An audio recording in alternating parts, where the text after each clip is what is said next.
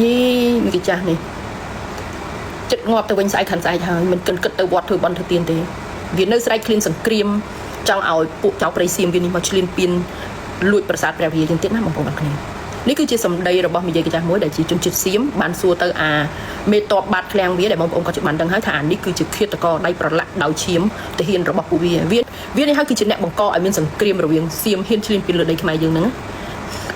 ដោយនៅក្នុងសំណួរនេះគឺមីយាយនឹងបានសួរទៅដល់អាឃាតករមួយហ្នឹងវាសួរថាតើប្រទេសថៃយើងអាចមានឱកាសដណ្ដើមយកប្រាសាទព្រះវិហារដែលជារបស់ថៃយើងហ្នឹងត្រឡប់មកវិញបានអត់តោះបងប្អូនអរគ្នាសូមជួយ share វីដេអូខ្ញុំអ្នកមួយនឹងជួយ follow page ខ្ញុំផងណានឹងសូមមកស្ដាប់សម្ដីរបស់ពួកដែលមានស្រែកឃ្លានសង្គ្រាមវានិយាយយ៉ាងម៉េចខ្លះมีโอกาสไหมที่จะนำปราสาทเขาพระวิหารกลับมาคืนสู่แผ่นดินไทยเพื่อลบล้างคำสาปขอมนะคะกลับปรบมือให้พี่เขาด้วยครับขอบคุณมากค่ะมีทางครับแต่พูดในที่นี้ไม่ได้ครับมันเป็นเรื่องราวที่เจ็บใจความรู้สึกกับพี่น้องคนไทยมาตั้งแต่บรรพบุรุษเราในการต่อสู้สาเหตุที่แพ้เพราะเขมรเข้าไปเข้ากับฝรั่งเศสเป็นคนเขียนแผนที่1:200,000และเข้าข้างเขมรในการต่อสู้ในชั้นศาลโลกเราพลาดตรงนั้นครับศาลโลกจะยุติธรรมอย่างไรมันก็เล่นพรรคพวกเหมือนเดิมปราสาทพระวิหารนี่สร้างโดยขอมไทยนะครับขอมไทยเป็นคนสร้างและมันสมควรเป็นของไทยโดยបងប្អូនបានស្ដាប់ការនិយាយរបស់ពួកវាណានិយាយកញ្ចាស់នេះវាបានសួរទៅអាឃាតករអតីតមេតបទី2នេះវាសួរថាតើយើងអាចមានឱកាសដណ្ដើមយកប្រាសាទព្រះវិហារត្រឡប់មកជារបស់ថៃយើងម្ដងទៀតបានទេដើម្បីលៀងបណ្ដាសាខំហើយអាឃាតករនោះវាក៏បានឆ្លើយតបថាមានឱកាសតែសូមអត់និយាយនៅពេលនេះទេសូមទុកវាជារឿងសំខាន់អញ្ចឹងណាកិលការហើយវាអាមេតបទី2ក៏វានិយាយបន្តទៀតថាវាគឺជារឿងដ៏ឈឺចាប់មួយសម្រាប់ប្រជាជនសៀមវាគ្រប់គ្នា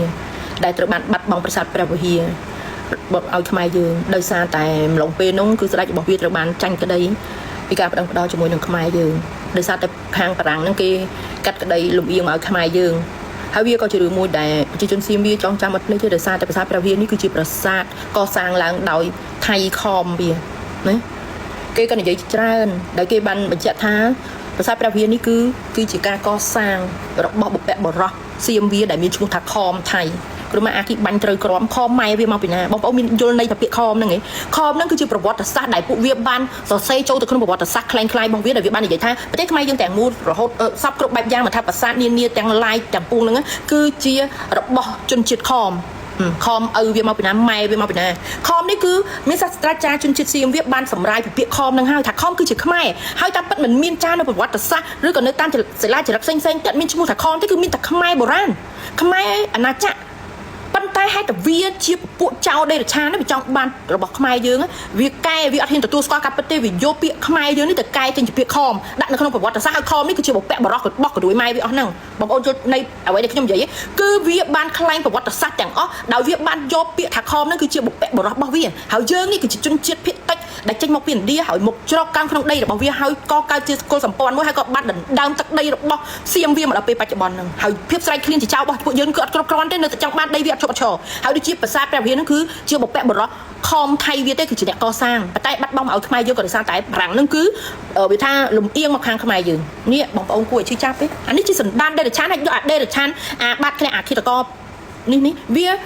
កោតមកនិយាយចេញមកជិះខ្មាស់គេណាប្រវត្តិសាស្ត្រក៏ដូចម៉ែវាមកពីណាណាទាំងពិភពលោកនេះអ្នកណាក៏ដឹងថាប្រវត្តិសាស្ត្រខ្មែរយើងគឺជាអាណាចក្រដ៏ធំជាងគេនៅប៉ែកអាស៊ីអាគ្នេយ៍ហ្នឹងប៉ុន្តែដោយសារតែភាពទន់ខ្សោយផ្ទៃក្នុងរបស់យើងទើបយកបាត់បង់អស់រលីងបងប្អូនអាចទៅមើលប្រវត្តិសាស្ត្រលោកបានតែប្រវត្តិសាស្ត្រក៏ដូចម៉ែវានេះតំកោកើតនៅឆ្នាំណានេះហើយវាទៅថ្មមកបរៀនកូនចៅវានេះទៅចេញប្រវត្តិសាស្ត្រឆ្វេងតែឯងណា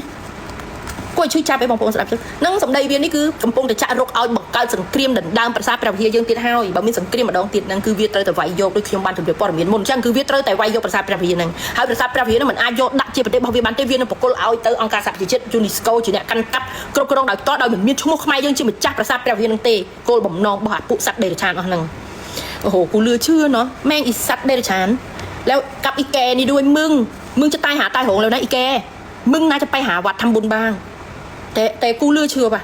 จิตใจพวกมึงมึนสัตว์เดรัจฉานโอ้โหอะไรอยากได้ปราสาทปราภิธานของประเทศกูเหรอนี่ปราสาทปราภิธานนี่เป็นปราสาทของคอมไทยพ่อมึงเหรอฮะอีบนซินแม่งอีสัตว์เดรัจฉานอีฆาตกรมึงเนี่ยเป็นคนที่ก่อสงครามนี่คืนมาทหารไทยที่ใต้หาใต้โหงเพราะฝีมือมึงเองมึงรู้ไหมนะอีเดรัจฉานโอ้โหมีโอกาสที่มึงตายหาตายโหงก็ว่าไปนะโอกาสพ่อมึงตรงไหนมึงคิดว่าทำมีอีกพวกมึงจะรอดเหรอฮะอีเดรัจฉานโอ้โหประวัติศาสตร์พ่อมึงซักสอนพวกมึงมาให้กลายเป็นโจรอีสัตว์แล้วกูก็โอ้โหโคตรเกลียดอีเดรัจฉานนี่เลยนะอีสันดานสัตว์หมามึงเนี่ยเมายาหรือไงจึงมึงคืนไปพูดนี่ได้อะฮะกูดูตามึงแล้วเนี่ยมึงพวกเมายาทุกวันเสพยาไม่จบไม่สิ้นเลยนะมึงโอ้โหปราสาทปราภิธานเป็นคอมไทยพวกมึง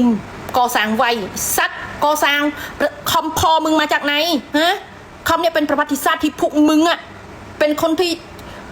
สร้างประวัติศาสตร์ปลอมมาเองนะแล้วอีเกนี่ด้วยอีพวกกระหายสงครามระวังตัวตกนรกนะเว้ยนะระวังตัวระวังตายหาตายโหงไม่ดูดีว่ะแม่งวันอยู่ให้มีสงครามมาปล้นปราสาทปราภิธานกูมาปล้นดินแดนของกูมึงนี่เป็นอะไรนะแล้วอีกฆาตกรนินด้วยเฮโร่ของพวกมึงนี่เหรออีสัตว์สันดานพวกมึงเนี่ยจะเลิกไม่ได้หรือไงไอ้สันดานเป็นโจรเนี่ยอะมึงต้องรู้ตัวของมึงด้วยไม่ต้องอยากหนีไปบูรอะไรหรอกมึงเนี่ยเป็นฆาตกรตัวดีเลยที่ทำให้ชีวิตทหารพวกมึงตายหาตายโหงไม่รู้ว่ากี่พันตัวในรบเนี่ยมึงต้องรู้ตัวด้วยนะไม่ต้องมาแสดงมึงตัวเองนี่เป็นวีรบุรุษพ่อมึงอีสัตว์